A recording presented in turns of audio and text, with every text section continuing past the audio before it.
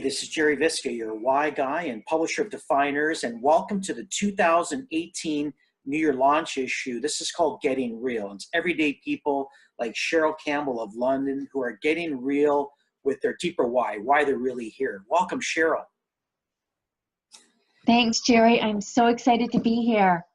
Cheryl, you are what I believe is one of the top money coaches. I think the next chapter for Cheryl Campbell is going to just scrape the skies. And the more and more that I see you and stepping into your deeper why, I'm so excited about your energy in this issue. You've got an incredible profile, and you're also you're the first person to take a lead on a 28-day plan. And it's incredible, guys, because it's 28 days with Cheryl Campbell of how to follow this financial 28-day plan. It's amazing. So we'll get into that. I want to kick it off with your deeper reason for existing, and it goes like this: I exist to listen so people can be heard. I think that's so profound in an age where we don't listen to anyone with the intent to understand. So tell me about that. Why do you exist? I just like you said, I truly exist for people to be heard. I always say the best part about my job as a financial advisor, going out to see people, going into their homes, is hearing their stories. That's it. If I could just get paid to hear people's stories, that would be the best job. And honestly, when I leave them, they're like, oh my gosh, I cannot believe I've talked so much. I've talked your ear off. You must be so bored. And no, I am just so blessed to have heard what you have to tell me, because hearing people's stories, it gives you gratitude. You feel grace for those people. It really helps you to connect. It's unbelievable. And you know, the things people have gone through, I just feel so fortunate that they will share that with me. I love that. It's a gift. I feel it's a true gift when that happens. So they're giving just as much to you, which I think is so fantastic. You're getting filled up, but at the same time, they're getting filled up, which is so cool, right? They are. Yeah, the financial, advisor that listens with the intent to understand. I just think that's so cool. There's another quote you share. Yeah, it's great. Yeah, you share another quote. I love it. It goes like this: let's get real with what we truly want. I believe it is happiness. So tell me about that. How are you getting real with your why?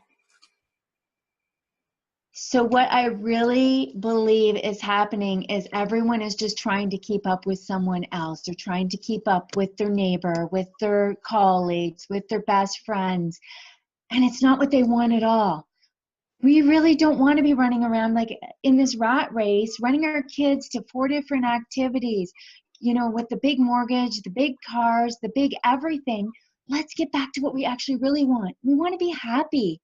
What is happiness? What is happiness to you? What is happiness to, your family? What will bring happiness? And if it means your child's in one sport, or if they're not in any sports at all, then don't let society dictate what your happiness is. We need to go back, take a step back, even look at our grandparents' lives, our parents' lives, and say, hey, I think we may be missing the boat here. Our lives are going by too quickly, and we're not enjoying them. We're not enjoying them at all. I love that. I'm feverishly taking notes here. I tell you, listeners, grab a pad and a pen, because these are great tips. Like, what is happiness to you? I think people just don't take the time to ask themselves, what brings me joy? And it's the simple things, which is what you're saying. I love that. And don't let the society dictate and tell you what happiness is, right? Yeah. Okay, there's another quote you share, and I love it. It goes, let's get rid of all the monetary junk in our lives, and let's get back to what matters. So your why is shifting a lot of things in your life. How is living your why impacting others around you? Well, I'm hoping that they will see that true joy and happiness does not entail having all of the designer clothes, their kids having designer clothes, having the best phones, and TVs in every room. Like, who has a TV in every room? I mean, just all of those things, and they all cost money, and their credit cards are just racked right up for what? What? None of it really matters. How about we sit down, have an actual conversation with each other, and enjoy each other's company again, and enjoy having friends over and having meals together and sharing, putting away our cellular devices, setting aside that time to be together. I really feel that there's just too much of everything in everyone's home, and it's time to declutter, get rid of it all, and I love it. and maybe it means downsizing their house, and maybe it means selling a car, and maybe it means taking a bus if you live in the city. It might mean a lot of things, but after those transitions are completed, let's see how happy you are then. These are great tips. I love this. I wrote down the external will not bring you the happiness that you're seeking. And that's another reason why I love this, why I'm so connected to it, because when you exist to listen so people can be heard, it's also listening to yourself and listening to what brings you joy and what brings you happiness. And I love that. So there's another quote you share here: talking about money and creating a healthy relationship with money is important. So what has shifted in your life from knowing why? I think I've come full circle. So I stayed home with we were double income earners, had children. I stayed home with my kids, and I could see society, my friends with the double jobs and having more things, and maybe nicer clothes and things that I didn't have because we sacrificed. I stayed home. So then I went back to work, and I'm like, oh, I want this, and I want this, and I want this. And I wasn't any happier. In fact, I was more happy when I was walking my kids to the park every day and not worrying about anything. And if I felt that, I knew that other people in society were feeling that. And I really wanted to share, you know what? We do not have to look at what we think we should have. Let's just really feel into it, go into our heart space, and find out what it is we want, because it's not what society is dictating. I love it. I love it.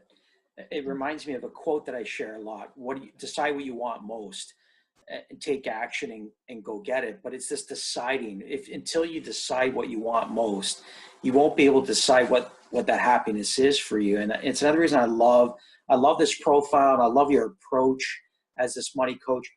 Okay, my last question is around, I'm really excited because in this issue, you've published a 28-day plan.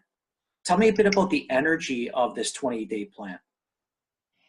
This energy, it's just people are gonna start the plan, and it's gonna be a little bit difficult the first week or so, but we've got some beautiful meditations in place. I just want people to clear all of the bad money things that are going on, and to look at money in a different way. Become best friends with your money. When we work hard for our money, why are we giving it away to everything? And let's have a good relationship with it. Let's get our money house in order. Let's get our finances in order. Let's just declutter what's in our house. Maybe we sell things. There's so many buy and sells out there. I saw my friend today. She's got about 5 different things posted. Let's just get rid of the clutter. Go back. Take a look at our finances. Make friends with it. Make friends with our money. And start fresh. And I'm going to use this calendar every time I start with a new client. It's going to be beautiful because it's simple and everyone can do it. One step at a time over 28 days. I love it. That's what I love about your approach. It's simple. It's easy to use. Listeners, you're going to love this. 28 days. You can just follow along with Cheryl every day. First of all, there's a theme every week. So there's 4 weeks. And then every day there's a simple action. And it's a simple action. But I love this. Make friends with your money. So Cheryl, just a couple tips, because I know you've seen couples having difficulty talking about their relationship with money. Yeah. What are some tips just to get the conversation going for couples? Sometimes couples will just need a mediator. They need somebody to actually listen because they're not being heard. Each other, we are sitting there and they're talking and we're already responding. So that's first. But if you can take a step back and you don't want that middle person, actually listen to what your partner is saying, because what they're saying is not actually what you're hearing a lot of times. Both people have come from totally different backgrounds, so it's really hard for them to understand why the other one is not doing things the way they want them to be done. So it's really just about listening. I think that's the biggest step. And once you know their background of how they were raised, you honestly have an aha moment. Because if their father always went out and bought everything and spent every dime, but I mean, he may have had a good income, so they didn't suffer. And then the other partner, they always lived within their means, they saved. Well, there can be a huge conflict and neither party understands. So once there's an understanding and just a good listening experience, things can break open and you can be free. And you know how to communicate a lot better around money. Those are great tips. I'm listening, and I can't wait to share your 28-day plan with everyone. I love it. I call this profile Creating Clarity, because that's what Cheryl Campbell, Money Coach in London, Ontario, is doing. It's on pages 22 and 23, and then her 28-day plan on pages 24, and it's profound. I got to say, I'm so excited about this issue. On behalf of Defyeneurs, Cheryl, thank you for stepping into your deeper why and really listening to people, because the world is truly helped by you. Thank you.